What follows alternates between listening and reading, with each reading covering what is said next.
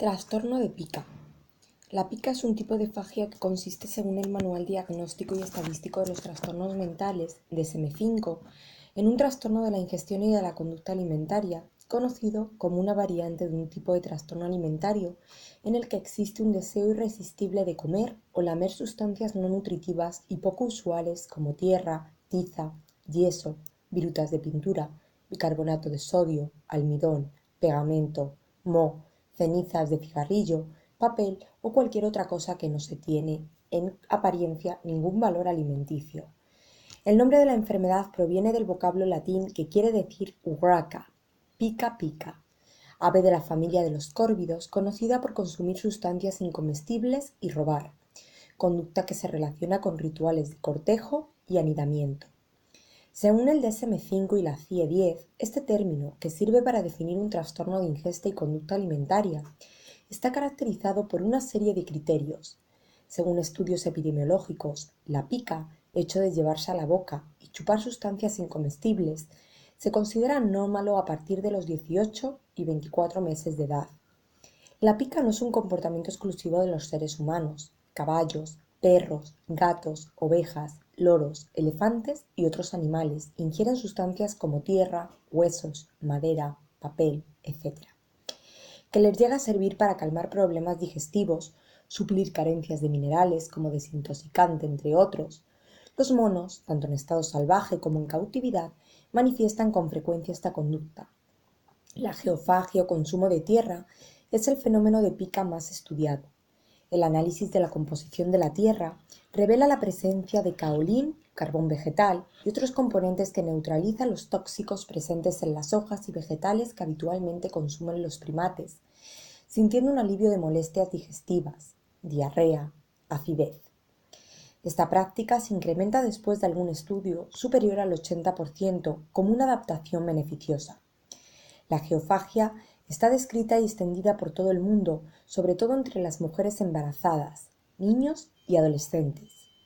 Al consumo de la tierra se le atribuyen funciones importantes como detoxificante, calmante de molestias digestivas, antidiarreico e incluso suplemento alimentario de micronutrientes.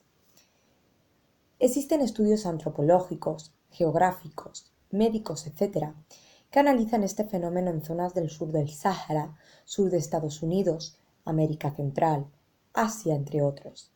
Y en mercados de ciudades africanas, la tierra se vende para su consumo, ya que según Robert Hales, la tierra es utilizada como chupete para los lactantes, como pasatiempo habitual o como creencia habitual para atraer los espíritus mágicos. En los años 70 se describía un cuadro clínico que consistía en retraso del crecimiento, pérdida de peso, mala cicatrización de heridas, anemia ferropénica y déficit de zinc, en jóvenes egipcios e iraníes que consumían tierra. La clínica mejoraba sustancialmente el cuadro clínico con el aporte del zinc, iniciándose las investigaciones sobre la importancia para el ser humano de esta sustancia. Según los autores de esta experiencia, cuando la tierra y los demás alimentos se consumían juntos, disminuía la absorción de hierro y zinc. Este tema podría ser un factor importante en la desnutrición. También se ha tratado la reinfestación por parásitos intestinales en mujeres embarazadas debido a la ingestión de tierra infestada.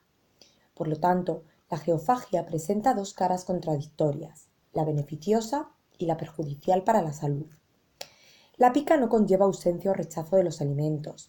Existen fotografías donde seres humanos mastican sustancias incomestibles durante grandes hambrunas africanas y hábitos alimenticios desarrollados por el hombre durante aislamientos prolongados, en campos de concentración, guerras, etc.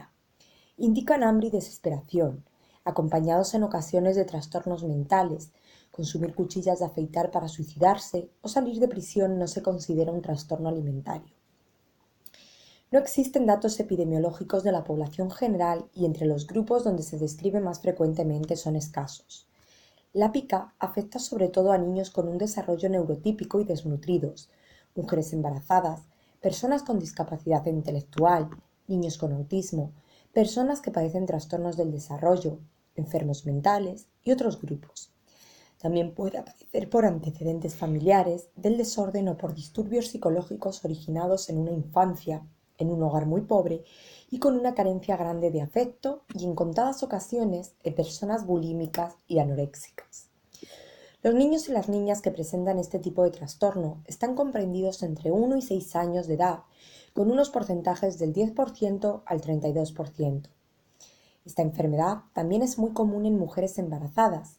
Se caracteriza por la aparición de antojos que consisten en la ingestión compulsiva de cosas no comestibles como el polvo, la tiza, el yeso, que ingieren para suplir las carencias de calcio durante su embarazo.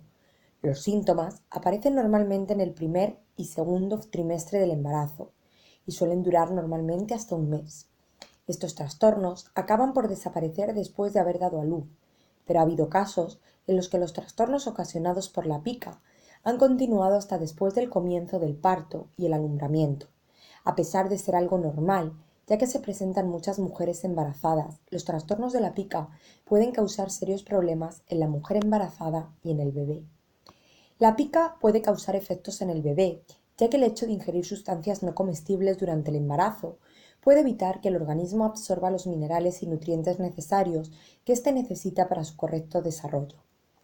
Tras la carencia de estos minerales y nutrientes, el bebé no obtiene una alimentación adecuada y provocaría complicaciones en el parto, como por ejemplo que el niño nazca con un peso inferior al normal o incluso que el niño naciese muerto. En personas con retraso mental se ha considerado el trastorno de la ingestión y conducta alimentaria más prevalente.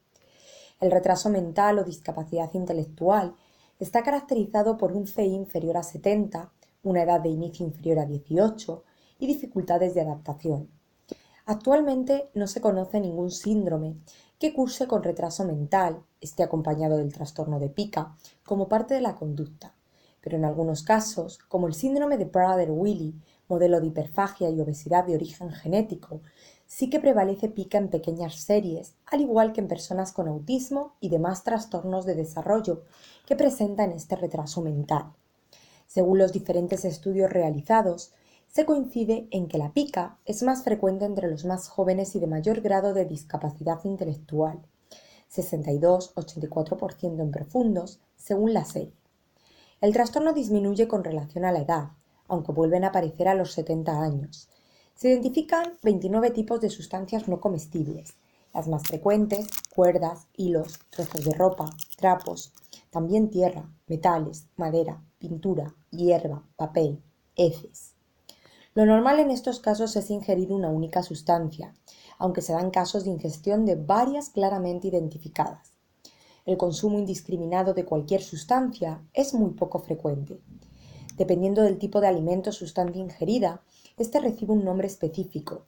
Los más comunes son geofagia, el que come tierra, pagofagia, el que come hielo, y amilofagia, el que come harina. Según la condición psicológica psiquiátrica de la persona, varía la severidad del cuadro y es más extraño el objeto del apetito. Así, en gestantes con anemia ferropénica suele ser frecuente la geofagia o la pagofagia, mientras que en pacientes psiquiátricos o con IK bajos no son infrecuentes la ingesta de heces denominada coprofagia o plásticos y hojas denominada foliofagia. A veces se dan casos muy extraños como comer betún para zapatos como comida diaria. Existen pocos estudios sobre las complicaciones de la pica. Las complicaciones quirúrgicas más importantes son las abdominales. El 75% de los pacientes de pica necesitan cirugía, el 30% sufre complicaciones y hasta el 11% fallece a consecuencia de la pica u otras complicaciones posoperatorias. Lo más frecuente es la obstrucción intestinal por sustancias indigeribles que quedan aisladas en cavidades digestivas. El caso más extraordinario y grave de la pica es el síndrome de Rapunzel, que consiste en una masa de pelo que se queda anclada en el estómago y que se proyecta hacia el intestino delgado, dándose en niños, personas con discapacidad intelectual y personas con tricotilomanía, tricofagia y desnutrición. El 37% de los pacientes son reincidentes, por lo que se dificulta el tratamiento. Los signos clínicos más habituales son dolor abdominal, vómitos y estreñimiento. El consumo de excrementos de animales domésticos produce infestaciones por parásitos como Toxocara, Canis o Cati, tosoplasmosis, tricuriasis, ascaridiasis, etc., extendiéndose a las vísceras, al sistema nervioso central y a órganos de los sentidos, algunas de ellas. La intoxicación más habitual es la provocada por el plomo, metal úbico que se encuentra en cañerías, soldaduras, gasolina, tierra y otros muchos productos industriales. Esta sustancia provoca estreñimiento, cólicos intestinales, afectación renal, etc. Los pediatras alertan sobre la necesidad de vigilancia y control de los niveles detectados en algunos estudios. Durante el embarazo e infancia, la intoxicación puede originar retraso y dificultades cognitivas. También se ha estudiado el envenenamiento por mercurio, fósforo y otros dependiendo de la composición de lo consumido. Asociados a la pica se encuentran los problemas digestivos, rumiación y vómitos. El aislamiento, conductas autolesivas, agresividad, acompañan a la pica en las personas con trastornos mentales. Las causas más frecuentes de fallecimiento son las complicaciones abdominales agudas. En la siguiente tabla se describen varias complicaciones que veremos en otros vídeos. Evaluación y tratamiento. El diagnóstico de pica se establece cuando se cumplen los criterios del DSM-4 revisado o de la CIE-10 durante la intervención terapéutica del paciente. Luego se intentan determinar los factores etiológicos y las posibles complicaciones mediante antropometría, análisis y evaluación de la ingesta por área articular. Existen pruebas específicas para cada una de las sustancias ingeridas, como es el caso del hierro, ferritina sobre todo, que reflejan el estado de los depósitos corporales.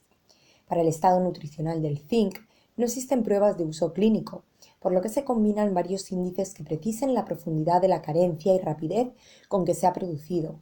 El plomo es fácil de analizar en una muestra de sangre. Igualmente, puede ser necesario analizar las heces para demostrar la presencia de parásitos o de anticuerpos antiparasitarios.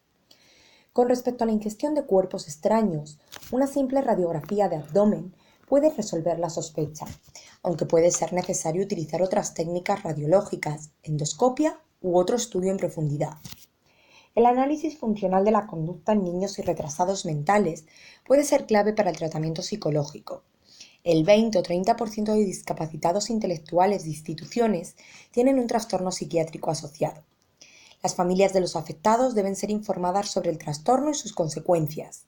Observación de la conducta, vigilancia, prevención son pasos fundamentales y en ocasiones los únicos con discapacitados intelectuales para obtener un buen tratamiento. Si se demuestra una carencia de micronutrientes, hay que tratarla inmediatamente, así como la causa que la pueda producir. Por otro lado están los que piensan que el síndrome de pica es una acción aprendida ancestralmente para que los seres vivos, entre ellos el hombre, obtengan los micronutrientes que no consiguen por otro medio. Esta respuesta se origina o empeora por falta de un oligoelemento que normalmente suele ser el hierro o el zinc. En estos casos, el tratamiento consiste en abastecer las cantidades necesarias de la sustancia que falte y observar la evolución de éste. Si no desaparece el síndrome, es necesario intentar convencer al paciente a que abandone la práctica de este, o incluso, en el peor de los casos, que tome precauciones acerca del lugar del que consume, buscando así en zonas no contaminadas o cocinar antes de ingerir. De todas formas, no existe un patrón único de tratamiento. Es imprescindible la acción de un equipo profesional que estudie y tenga en cuenta factores biológicos, psicológicos y sociales.